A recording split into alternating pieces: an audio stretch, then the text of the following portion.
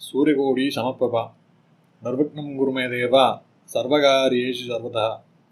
அனைவருக்கும் வணக்கம். இந்த காணொளியில் நம்ம எதை பற்றி பார்க்க போகிறோம் அப்படின்னா, நமக்கு வாழ்க்கையில் ஒரு கஷ்டம், ஒரு பெரிய துன்பம் வரதா இருந்தால் அதை நம்ம முன்கூட்டியே சுதாரிக்க முடியுமா அப்படின்னா கண்டிப்பாக முடியுங்க. கெட்ட சகனங்களை வச்சு நம்ம வாழ்க்கையில் வர இருக்க துன்பத்தை, தடை, தாமதங்களை கண்டிப்பாக தெரிஞ்சுக்கலாங்க.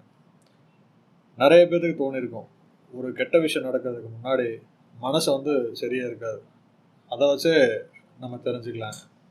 அது எப்படின்னு சொல்கிறேன் பாருங்கள். முதல்ல நம்ம பக்தி விஷயத்துலேருந்து வருவோம். ஒருத்தருக்கு இல்லை குடும்பத்தில் ஒரு நபருக்கு கோயிலுக்கு போகிற எண்ணமே இல்லை, பக்தியே சுத்தமாக இல்லை அப்படின்னா எதிர்வரும் காலங்களில் அந்த குறிப்பிட்ட நபருக்கு இல்லை குடும்பத்தில் ஒருத்தருக்கு மனசுக்காகாத ஒரு விஷயம் நடக்க போகுது அப்படிங்கிறத நம்ம தெரிஞ்சுக்கலாங்க. அதை அனுபவிக்க வைக்கிறதுக்கு தான் நம்ம கோயிலுக்கு போய் இறைவனோட அருளை பெற விடாமல் தடுக்குது அப்படின்னே சொல்லலாம்.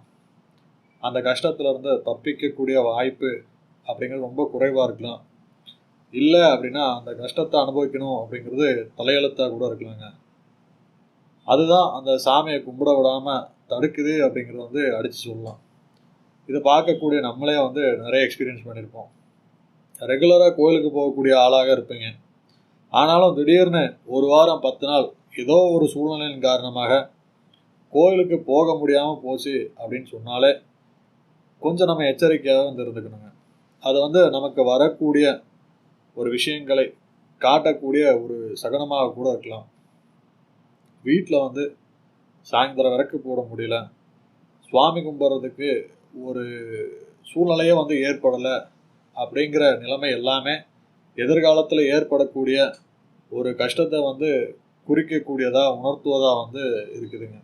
இது எப்படின்னா, கோர்ட்டில் சம்மன் வர மாதிரி. ஃபஸ்ட்டு ஒரு சம்மன் வரும், அடுத்த செகண்டு இன்னொரு சம்மன் வரும், அதுக்கப்புறம் ஸ்ட்ரெயிட்டாக வாரண்ட்டு தாங்க. அந்த மாதிரி கடவுள் தரக்கூடிய சம்மனாக தான் இந்த தடைகளை நம்ம பார்க்கணும். அதே மாதிரி நம்ம குடும்பத்தில் ஒரு கெட்ட விஷயம் நடக்க போகுது அப்படின்னா, நம்ம வீட்டில் வளர்க்கக்கூடிய செல்ல பிராணிகள் உடம்பு சரியில்லாமல் போகிறது, திடீர்னு காணாமல் போகிறது, இறந்து போகிறது, இது எல்லாமே நம்ம குடும்பத்துக்கு வரக்கூடிய ஒரு கெட்டதை காமிக்குது அப்படின்னே சொல்லலாங்க. இல்லைனா நமக்கு பதிலாக அவங்க உயிர் தியாகம் பண்ணியிருக்காங்க அப்படின்னே சொல்லலாங்க. இந்த டைமில் ரொம்ப உஷாராக யோசிக்கணுங்க, எதனால் இது நடக்குது.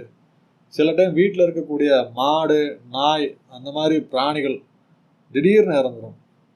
இது எல்லாமே ஒரு மனிதனுக்கு சமமான ஒரு உயிர். உடனே அது எதனால் நடந்துச்சு, அதனால் நமக்கு எதுவும் பிரச்சனை ஏற்படுறதுக்கு வாய்ப்பு இருக்கா அப்படின்னு பக்கத்தில் இருக்கக்கூடிய ஜோதிடர்கிட்ட தெரிஞ்சு அதுக்கு உண்டான பரிகாரங்களை பண்ணிக்கிறது ரொம்ப நல்லதுங்க. நம்ம ஹோமம், பூஜை அந்த மாதிரி தான் பண்ணணும் அப்படிங்கிற அவசியம் இல்லைங்க. சிம்பிளான ஒரு ஆலய வழிபாடின் மூலியமாக இந்த விஷயங்கள்ல வெளியே வரலாங்க. அடுத்ததாக வீட்டில் இருக்கக்கூடிய ஒரு பள்ளி இறந்து கிடக்குது, பள்ளி தலையில் விழுறது, கண்ணுக்கு முன்னாடி அப்படியே மேலே இறந்து விழுறது, இது எல்லாமே ஒரு அபசகுணம் தாங்க. பிரதோஷ தினத்தில் இந்த பள்ளியை கும்பிட்றது அப்படிங்கிறது அந்த சிவபெருமானையே கும்பிட்றதுக்கு சமம் அப்படின்னே சொல்லலாம். பிரதோஷம், சிவராத்திரி நாள்களில் பள்ளி கண்ணில் படுறது அப்படிங்கிறதே பெரிய விஷயம். அப்படி பார்வையில் பட்டு கும்பிட்றவங்க ரொம்ப கொடுத்து வச்சவங்க. அதனால் ரொம்ப கஷ்டப்பட்டு மகா சிவராத்திரி நாட்கள்லாம் பள்ளியை பார்க்கறது, வணங்குறது உண்டு. ஆன்மீகத்தில் பள்ளிக்கு அப்படின்னு ஒரு முக்கிய பங்கு இருக்குங்க. அப்படி இருக்கப்போ அதுக்கு ஒரு கெட்ட விஷயம் நம்ம வீட்டில் நடக்குது அப்படின்னா கண்டிப்பாக ஒரு அபசகுணமாக தான் நம்ம எடுத்துக்கணும். அதே போல் வீட்டில் இருக்கக்கூடிய செடி கருகி போகிறது, குறிப்பாக துளசி செடி வாடுறது எல்லாமே நடக்கவிருக்க கெட்ட விஷயங்களை குறிக்குதுங்க. இந்த அனுபவம் உங்களுக்கு இருந்துச்சு அப்படின்னா தொடர்ந்து 12 நாள் வீட்டு பக்கத்தில் இருக்கக்கூடிய சிவன் கோயிலுக்கு சென்று தீபத்துக்கு எண்ணெய் வாங்கி கொடுங்க. வில்வ இலையை கொண்டு சிவபெருமானுக்கு அர்ச்சனை செய்யுங்க. அது மட்டும் இல்லாமல் மனதார வேண்டிக்குங்க, நடக்கக்கூடிய விஷயங்கள் எல்லாமே நல்லபடியாக நடக்கணும் அப்படின்னு. அதுலேயுமே குறிப்பாக பசு, நாய் இந்த மாதிரி விஷயங்கள்லாம் தவறுது அப்படின்னா கண்டிப்பாக ஜோதிடர்கிட்ட போய் ஆலய வழிபாடு என்ன அப்படிங்கிறத கேட்டு ஃபாலோ பண்ணுங்கள். நம்ம கோயிலுக்கு போகிறது அப்படிங்கிறது தடைப்படுது அப்படின்னாலே, சாமி கும்பிட்றதுக்கு தடை அப்படின்னு வந்தாலே, அதை விட ஒரு படி மேலே மனசளவில் இன்றைக்கி கோயிலுக்கு போயே ஆகணும். சாயங்காலம் வீட்டில் வந்து தீபம் போடணும். ஒரு 108 தடவை ஓம் நம சிவாய அப்படிங்கிற நாமத்தை வந்து சொல்லணும் அப்படின்னு வந்து ஃபிக்ஸ் பண்ணிக்கோங்க.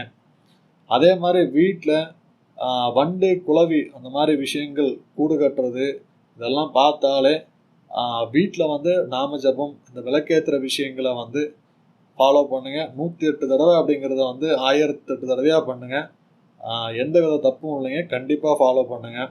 அதே மாதிரி வீட்டில் தேவையில்லாத பிரச்சனைகள், சண்டை சச்சரவுகள் எல்லாமே வருது அப்படின்னா வீட்டில் இருக்கக்கூடிய லக்ஷ்மி கடாட்சம் வந்து குறையுது அப்படின்னு அர்த்தங்க. ஸோ வந்து துர்க்கை அம்மனை ராகு காலங்களில் வணங்கி வீட்டில் சாயந்தர வேலைகளில் விளக்கு வச்சு அதே மாதிரி 108 தடவை ஓம் தும் துர்காயே நமக அப்படிங்கிற நாமத்தை வந்து சொல்லி வரலாங்க. இப்படி சொல்கிறதுனால திருஷ்டினால எதிரி தோஷத்தினால வீட்டில் இருக்கக்கூடிய சண்டை சச்சரவுகள் எல்லாமே வந்து மறையும். இந்த மாதிரி சின்ன பிரச்சனை தானே அப்படின்னு நம்ம விடாமல் அந்த சின்ன பிரச்சனைக்கு உண்டான பரிகாரம் வழிபாடுகளை வந்து நம்ம பண்ணிட்டோம் அப்படின்னாலே எதிர் வரக்கூடிய பெரிய பிரச்சனைகள்லேருந்து அது நம்மளை காப்பாற்றுங்க. அபசகுனம் அப்படிங்கிறது வந்து நமக்கு நடக்கவிருக்க கெட்டதுலேருந்து தப்பிக்க கடவுள் நமக்கு கொடுக்குற ஒரு வாய்ப்பு அப்படின்னே வந்து நினச்சிக்கோங்க. சிலருக்கு வந்து கல்யாணம் நிச்சயமெல்லாம் ஆயிருக்கும், அரேஞ்ச்மெண்ட்ஸ் நடந்துகிட்ருக்கும், திடீர்னு வந்து நின்று போயிடும். ஏன்னா கடவுள் அந்த கல்யாணத்தின் மூலியமாக வரக்கூடிய பிரச்சனைகள்ல இருந்து காப்பாற்றுறாரு அப்படின்னே வந்து சொல்லாங்க. சரிங்களா? அதுக்கப்புறமா நிறைய பேர் பார்த்துருப்போம், அதுக்கப்புறமா மேரேஜ் ஃபிக்ஸ் ஆகி நல்லா ஜாம்னு இருப்பாங்க. சரிங்களா? கடவுள் எப்போவுமே நமக்கு நல்லதை தான் வந்து நினைப்பார். அதே மாதிரி அவர் கெட்ட விஷயங்களை வந்து சில சகுனங்களின் மூலியமாக நமக்கு காட்டுவார். அப்போவே வந்து நம்ம உஷாராகி ரொம்ப தெளிவாக வந்து நடந்துக்கணுங்க. ஒரு சிம்பிளாக ஒரு பைக்கில் போகிறீங்க, டக்குன்னு வந்து ஸ்கிட் ஆயிடுச்சு, இல்லை பாத்ரூமில் வந்து லைட்டாக ஸ்லிப் ஆகிட்டீங்க, இது எல்லாமே வந்து கடவுள் நமக்கு கொடுக்கக்கூடிய ஒரு எச்சரிக்கை அதாங்க. சின்ன ஒரு சகுனம் தானே அப்படின்னு வந்து நினைக்காம ஒரு பெரிய இழப்புக்கான அறிகுறியாக வந்து நினச்சி டெய்லி வீட்டில் விளக்கேற்றி சாமி கும்பிட்றது, ரெகுலராக கோயிலுக்கு போகிறது, நாம ஜபம் பண்ணுறது, இந்த மாதிரி விஷயங்களால் உங்கள் உடலுக்கும் மனதுக்கும் ஒரு பலத்தை வந்து சேர்க்கலாங்க. வாழ்க்கையை வந்து சந்தோஷமாக வாழ வழிவகுக்கும். மற்றும் ஒரு காணொளியில் உங்கள் அனைவரையும் சந்திக்கிறேன். நன்றி, வணக்கம்.